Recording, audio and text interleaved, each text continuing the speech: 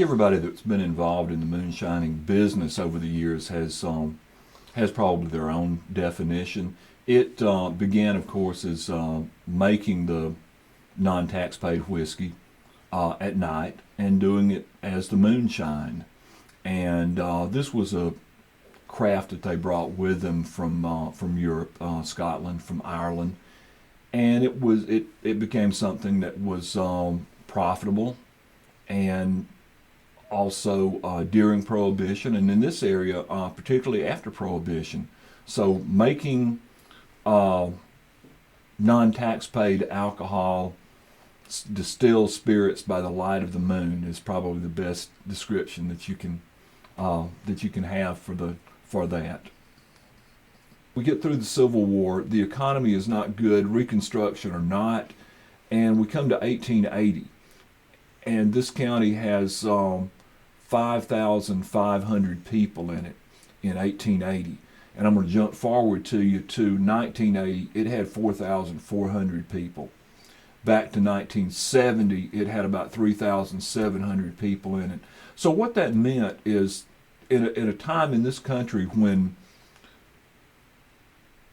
business, industry, and the influx of people was happening and the population was doubling nationally, in this county it was dropping by fully a third or more because there was nothing here.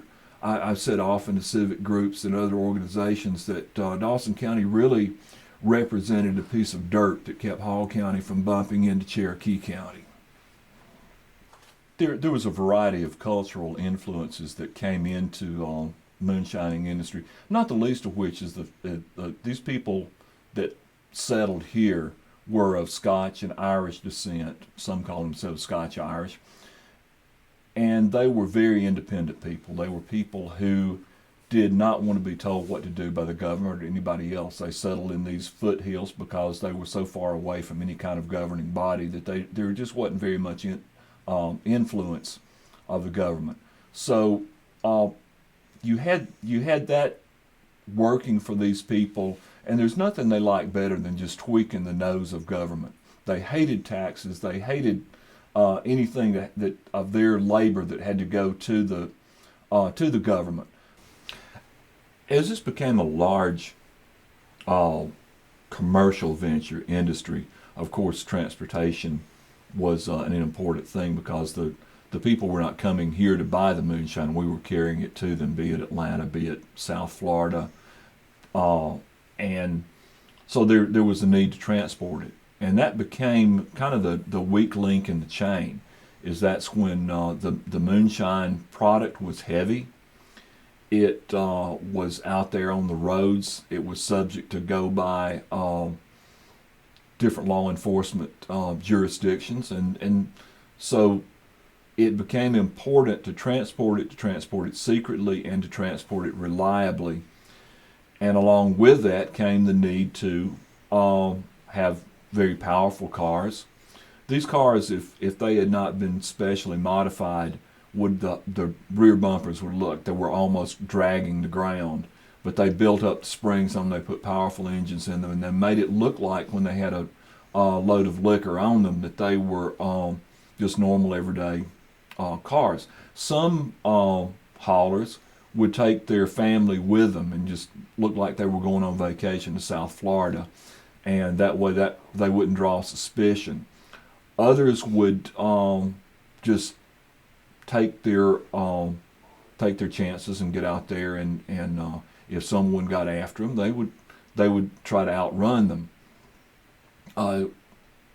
All sorts of ingenious things that the law enforcement tried to do, and the moonshiners tried to counter those. One was a hook that went onto the rear bumper, and if the revenue agent came up behind one of these old 34, 39 Ford something, they'd come up behind it and just clip onto the bumper. And thinking that they could lock their brakes on and have that driver in the car and this load of moonshine apprehended. Well, these cars were so powerful that in one instance, one of the moonshine haulers was telling me this, that they did just that, and the Moonshiner hauler took off down the road and came to the first curve, gave it a big warp into the curve, and left the revenue agents in their car wrapped around a utility pole. And when they got back to their shop, they had their rear bumper, the revenue agent's rear bumper, the locking mechanism, plus their tag from the front of the vehicle.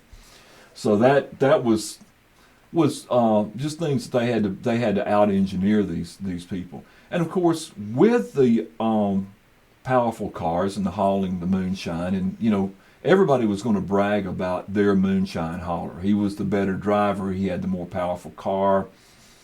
He had done these great exploits in outrunning the different ones. So it began as betting on who had the fastest car, and they were racing on the street. And by the late 30s, that had evolved into betting on track races. And they realized that they were not only assembling all of these Moonshiners together in one place, but there ought to be a better way to make money off of racing than for each individuals to bet on it, because the guy that owned the track that was offering the venue was not getting paid. So they started charging admission. At the Lakewood Fairgrounds in Atlanta, they had hoped that Georgia, after the end of Prohibition, would vote in parimutuel betting on horses. And it didn't happen. They had a horse track down there and that they weren't using. So they said, well, how about if we just put cars on that instead of horses, and we charge admission to get in? It's like, that's brilliant. 1938, there is where NASCAR and stock car racing as we know it began, is at the fairgrounds in Lakewood.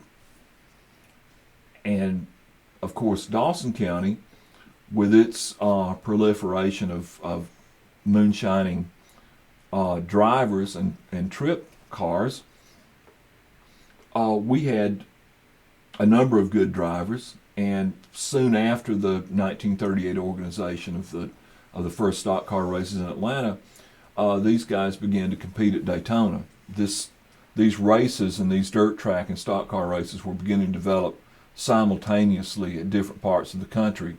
But it seemed that our people were the best. We had a number of Daytona winners from Dawson County, Lloyd C. being the first, won it in 1941, and came back a couple of days after he won this first, what was considered a NASCAR event, won that event, and then he was killed by a cousin over a dispute over buying some sugar for a still.